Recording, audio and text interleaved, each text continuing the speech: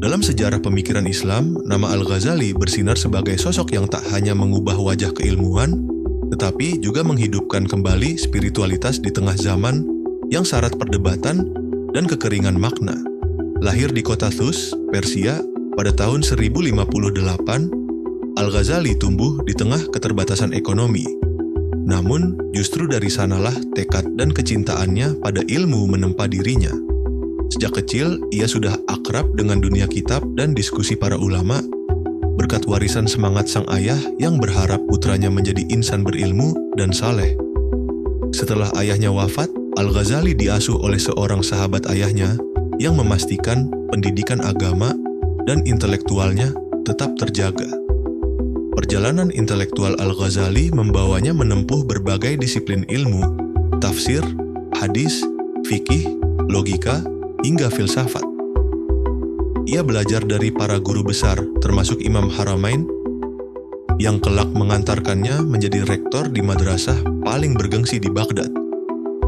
Namun, di puncak kejayaan itu, Al-Ghazali justru mengalami kegelisahan batin yang mendalam.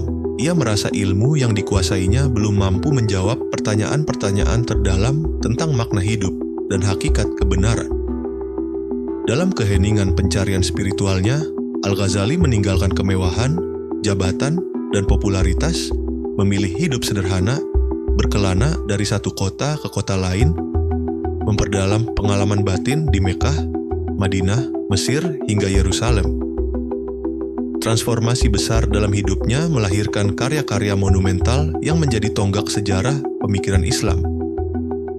Ihya Ulumuddin, magnum opusnya, bukan sekadar kitab, melainkan peta jalan spiritual yang menghidupkan kembali esensi ajaran Islam, membersihkan hati, memperkuat akhlak, dan menghidupkan nilai-nilai tasawuf dalam kehidupan sehari-hari. Melalui karya ini, Al-Ghazali menegaskan bahwa ilmu sejati bukan hanya pengetahuan yang tersimpan di kepala, tetapi juga kebijaksanaan yang mengalir dalam perilaku dan akhlak. Sebagai bapak tasawuf modern, Al-Ghazali menempatkan perjalanan spiritual sebagai inti kehidupan. Ia mengajarkan bahwa mendekat kepada Tuhan bukan sekadar ritual, melainkan proses panjang yang menuntut kejujuran, kesabaran, dan pengorbanan. Ia mengkritik keras kecenderungan formalistik dalam beragama, serta menantang para filsuf yang, menurutnya, terlalu mengandalkan akal tanpa menyeimbangkan dengan nurani dan wahyu. Namun, Al-Ghazali tidak menolak filsafat secara membabi buta. Ia justru mengintegrasikan logika dan ilmu pengetahuan sebagai alat untuk memperkuat iman, selama tetap berpijak pada kebenaran wahyu.